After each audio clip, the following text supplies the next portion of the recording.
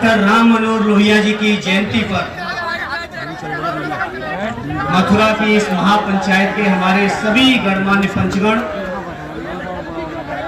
इस कार्यक्रम में उपस्थित राष्ट्रीय लोकदल के राष्ट्रीय उपाध्यक्ष भाई Jayant Chaudhary ji, Samajwadi party Lokdal, Indian National Lokdal से लेके सभी हमारे सम्मानित नेतागण और इस महापंचायत में उपस्थित मेरे मथुरा के कोने कोने से पधारे बुजुर्गों, नौजवान साथियों, पत्रकार मित्रों, आज के इस मौके पर सबसे पहले भाई जयंत चौधरी जी को मैं अपनी समाजवादी पार्टी की ओर से धन्यवाद देता हूं कि उन्होंने आज इस मौके पर हमारी पार्टी को भी मौका दिया, न्योता दिया। तो मैं भाई जयंत चौधरी जी आपको ये भरोसा दिलाता हूं, आपकी हर लड़ाई में जहां माननीय नेताजी श्री मुलायम सिंह यादव जी का आशीर्वाद है, वही हमारे राष्ट्रीय अध्यक्ष माननीय अखिलेश यादव जी का लगातार साथ है। और मैं आपको भरोसा दिलाना चाहता हूं भाई जयंत जी, ये जो लड़ाई जो शुरू आपने की है, ये जो अपमान आपका हुआ है हाथरस के अंदर, उस गरीब बेटी को न्याय दिलाने की नीयत से आप वहां गए थे।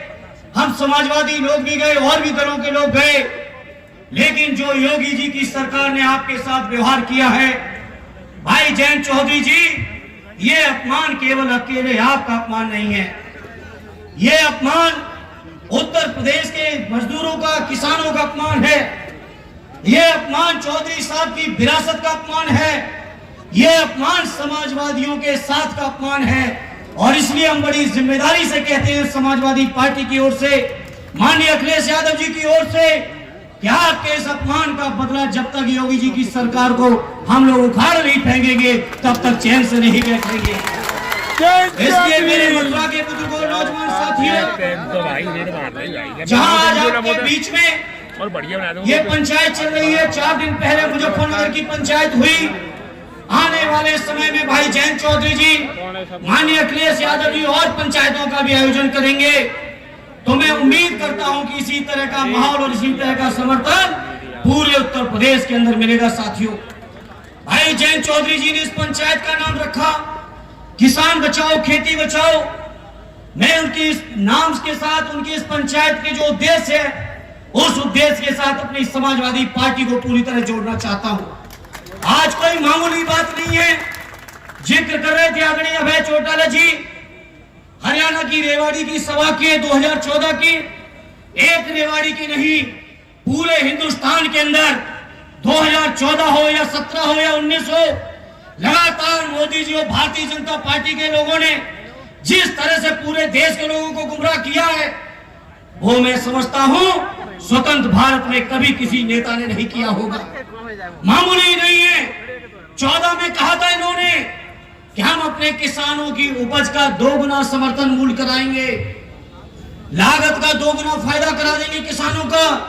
बताओ मेरे मथुरा के किसान भाइयों, क्या 6.5 साल की मोदी जी की सरकार में आपकी उपज का मूल्य बढ़ा है, आपका दाम बढ़ा है? कितना धूल झोंकना चाहते हैं? बताओ, किसानों को कहा था कि मूल्य बढ़ा देंगे, उनको लाभकारी मूल्य देंगे, समर्थन मूल्य बढ़ा देंगे, उनकी उपज का दाम बढ़ाएंगे, लेकिन बताओ मेरे किसान भाइयों, क्या हाल है? मथुरा के आलू का बुरा हाल कर दिया है। गन्ना किसानों के बीच गए थे मुजफ्फरनगर में, केवल उत्तर प्रदेश के अंदर जब 2017 का चुनाव था, मथुरा के लोगों याद करो क्या कहा था बीजेपी के लोगों ने कि सरकार बनाने के 14 दिन में गन्ना किसानों को भुगतान हो जाएगा। बताओ कहा था कि नहीं कहा था? और आज की तारीख में 3.5 साल की सरकार और 4 बजट निकल गए, किसानों का भुगतान तो दूर, 14,000 करोड़ गन्ना किसानों का बकाया है उत्तर प्रदेश के किसानों का। ये बुरा हाल कर दिया है भारतीय जनता पार्टी की सरकार ने, किसानों को चौपट कर दिया है। कभी हम लोगों ने नहीं सुना था कि गन्ना के किसानों को भी आत्महत्या करने की जरूरत पड़ेगी, लेकिन दुर्भाग्य है इस प्रदेश का, जो मुजफ्फरनगर गन्ना किसानों का सबसे बड़ा केंद्र है, गन्ना किसानों के आंदोलन का केंद्र है, उस मुजफ्फरनगर के अंदर भी गन्ना किसानों को आत्महत्या करनी पड़ रही है। ये हाल कर दिया है। ये जो नया कृषि के कानून आए हैं, जिस कानून पर शिरोमणि अकाली दल के मंत्री जी ने सरकार से इस्तीफा दिया है, मैं अपने राष्ट्रीय अध्यक्ष माननीय अखिलेश जी की ओर से, समाजवादी पार्टी की ओर से शिरोमणि अकाली दल के नेताओं को बारंबार बधाई देता हूं कि उन्होंने एक बड़ा फैसला लिया है। उनको मजबूर होना पड़ा है फैसला लेने का, मजबूर होना पड़ा है सरकार को छोड़ने का। ये कानून क्या है? क्या कह रहे हैं बीजेपी के लोग? गांव चौपाने लगा रहे हैं, कह रहे हैं कि किसानों के जो ऑर्डिनेंस आया, जो कानून बने हैं, इससे किसानों को लाभ होगा।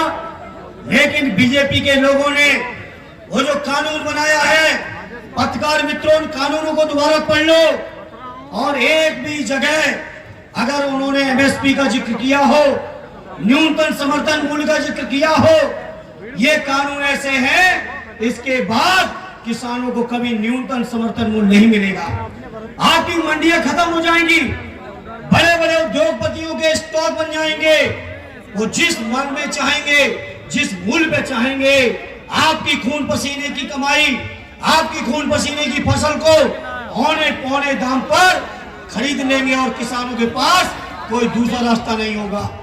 बताओ, आज गन्ना, ये धान का किसान, धान की बिक्री हो रही है, बताओ मेरे मथुरा के किसान भाइयों, धान की हालत क्या कर दी बीजेपी के लोगों ने, मक्का की हालत क्या कर दी बताओ। कहते थे दोगुनी आमदनी कर देंगे, बाजरा को लेने वाला नहीं, धान की कीमत 1000 रुपए लाके कर दी, मक्का की कीमत 1000 से भी नीचे कर दी, आलू ज्यादातर बिक रहे हैं, गन्ना किसानों का भुगतान नहीं, गेहूं को मूल्य नहीं। बताओ, इस देश के किसानों की जो दुर्दशा बीजेपी ने की है, शायद किसी दूसरी पार्टी ने की हो। चर्चा कर रहे थे अभय जी, हम भाषणों को नहीं दोहराना चाहते, कह रहे थे बेटी बचाओ बेटी पढ़ाओ का नारा दिया था। बताओ मेरे मथुरा के भाइयों, मेरी हाथरस की उस बेटी का, जो गरीब बेटी थी, उस बेटी का क्या कसूर था? उस बेटी के साथ जो हुआ, उसके बाद जिस तरह से उसकी हत्या हुई और हत्या के बाद उन हत्या के आरोपियों को बचाने के लिए बाबा जी की पूरी सरकार खड़ी हो उसके पक्ष में, हत्यारों के पक्ष में। बताओ मेरे मथुरा के क्रांतिकारी लोगों, ये किसकी सरजमी है जिन्होंने हमेशा अन्याय के खिलाफ लड़ाई लड़ी है? और ऐसी सरजमी से, ब्रज की भूमि से हम चाहते हैं इस अन्याय के खिलाफ एक निर्णायक लड़ाई निकले, जिस निर्णायक लड़ाई से बाबा जी की सरकार को उखाड़ फेंकने का काम करें। साथियों, मुझे खुशी है कि इस मंच पे अभय जी भी आए, बादल साहब की पार्टी भी आई और समाजवादी पार्टी और राष्ट्रीय लोकदल तो चौधरी साहब की पार्टी है ही है। इसलिए मैं कहना चाहता हूं, भाई जयंत चौधरी जी और माननीय अखिलेश जी का, आदि नेताजी का, आदरणीय अजीत सिंह जी का तो गठबंधन लोकसभा में भी था, अभी उपचुनाव में भी है, और ये गठबंधन बीजेपी को खाल फेंकने तक चलना है। कोई कमी नहीं रखेंगे, किसी तरह की कोई अविश्वास नहीं आने पाएगा। और ये किसानों की लड़ाई, जिस लड़ाई को मैं समझता हूं, किसानों की न कोई जाति होती है, न कोई धर्म होता है। ये बीजेपी के लोग जो बांट के लोगों को राज किए हैं। बताओ मेरे किसान भाइयों, किसानों को आपस में कितना लड़ाने का काम इन्होंने किया है। इन्होंने जातियों को जातियों से लड़ाया, धर्म को धर्म से लड़ाया, और सबको लड़ाने के बाद सत्ता की चाबी अपने हाथ में करके अपने मंसूबों को कामयाब करना चाहते हैं। लेकिन हम लोग चौधरी साहब की परंपरा को मानने वाले लोग हैं, लोहिया जी, जयप्रकाश जी की परंपरा के लोग हैं, आदरणीय नेताजी को मानने वाले लोग हैं, चौधरी अजीत सिंह जी को मानने वाले लोग हैं। ये बीजेपी के लोगों, ये संघ के लोगों, चाहे जितना षड्यंत्र कर लो, इस प्रदेश का किसान अब जाग चुका है। और जब प्रदेश का किसान तगड़ाई लेगा तो आपकी सत्ता का फिर पता नहीं चलेगा। ये हम अपील लेके आपके बीच आए हैं, संकल्प लिया है, पंचायत का भी फैसला हुआ है, हमारे वक्ता साथियों ने भी चर्चा की है, आप सबने भी हाथ उठा के समर्थन किया है। तो मैं आपसे अपील करना चाहता हूं, ये लड़ाई तब तक जारी रहनी चाहिए जब तक बीजेपी के लोगों को खाड़ फेंकने का काम हम और आप मिलकर न कर दें। ये लड़ाई तब तक जारी रखनी है। साथियों, जहां 24 साल में किसानों के लिए तमाम जमींदारी प्रथा से लेके जमींदारी प्रथा को खत्म किया, जहां ग्राम विकास मंत्रालय बनाया, जहां दिल्ली और लखनऊ की सत्ता पर किसानों का झंडा गाड़ा, उसी लड़ाई को अगर आगे किसी ने बढ़ाया तो माननीय मुलायम सिंह यादव जी ने किसानों की लड़ाई को मजबूत करने का काम किया। और उन्होंने कहा था, बताओ मेरे किसान भाइयों मथुरा के लोगों, उन्होंने कहा था हम सिंचाई को मुक्त करेंगे। बताओ माननीय अखिलेश जी की सरकार में सिंचाई मुक्त हुई थी कि नहीं हुई थी? आज नेताजी ने कहा था कि हम किसानों की फसल से चुंगी माफ करेंगे। बताओ मेरे किसान भाइयों, चुंगी माफ की थी कि नहीं की थी? उन्होंने कहा था हम अपने किसानों के, हम अपने गरीबों के, नौजवानों को पढ़ने के लिए मुफ्त पढ़ाई करने का काम करेंगे। बताओ मेरे मथुरा के किसान भाइयों, समाजवादी और लोकदल की जब सरकार चली थी तो नौजवानों को बेरोजगारी भत्ता मिला था कि नहीं? बताते मेरे साथियों, मुफ्त पढ़ाई हुई थी कि नहीं हुई थी? आज कोरोना चल रहा है देश में, अगर इस कोरोना काल में कोई सबसे ज्यादा चीजें काम आ रही हैं तो वो आ रहे हैं मेडिकल कॉलेज, वो आ रहे हैं माननीय अखिलेश जी के चलाए हुए एम्बुलेंस, वो काम आ रहे हैं आज आपके बीच में। माननीय अखिलेश जी ने कहा था और बना के दिखाया एक्सप्रेस वे, जगह जगह मंडियां बनाई, और मंडियां इसलिए बनाई थी कि किसानों की खेतों की उपज उन मंडियों के माध्यम से दिल्ली और मुंबई के बड़े बड़े बाजारों में पहुंचे। बताओ पहुंचाने का प्रयास किया कि नहीं साथियों? लेकिन इस बीजेपी के लोगों ने जितनी चीजों से किसानों की तरक्की हो सकती थी, किसानों की अर्थव्यवस्था सुधर सकती थी, किसानों के नौजवानों की पढ़ाई हो सकती थी, किसानों के बच्चों को रोजगार मिल सकता था, हर तरह की चीजें ये भारतीय जनता पार्टी के लोगों ने खत्म करने का काम किया है। इसलिए मेरे किसान भाइयों, मेरे मथुरा के लोगों, मैं एक बार फिर आपसे कहूंगा, किसानों की कोई जाति और धर्म नहीं होती है।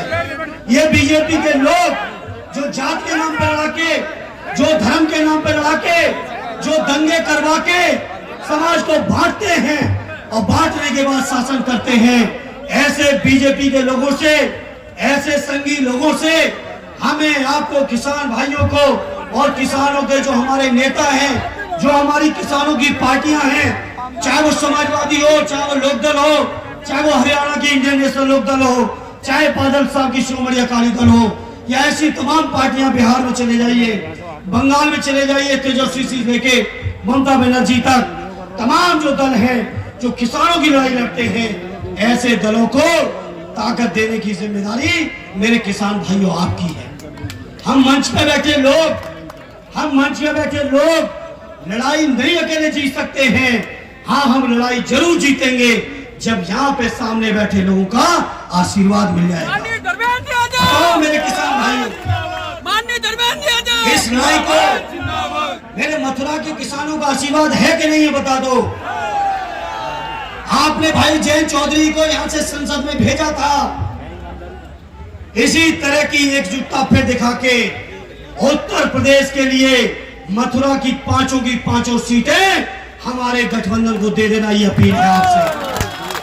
दोगे कि नहीं दोगे बताओ मेरे किसानों?